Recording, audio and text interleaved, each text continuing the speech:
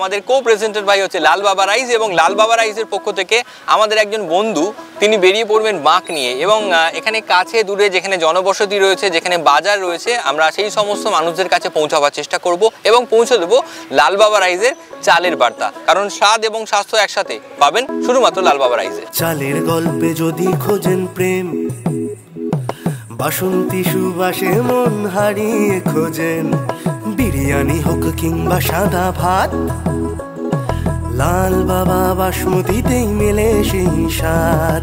গোবিন্দ ভোগের নরম ছোঁয়া, পায়েসে ছড়ায় আনন্দের ঢেউয়া, রান্নার খুশি ভোজনের গান, লাল বাবা চালেই তৃপ্তি অফুরান, স্বাদ সুবাসার স্বাস্থ্য সাথী, এক ছাদের তলায় চাল খাটি।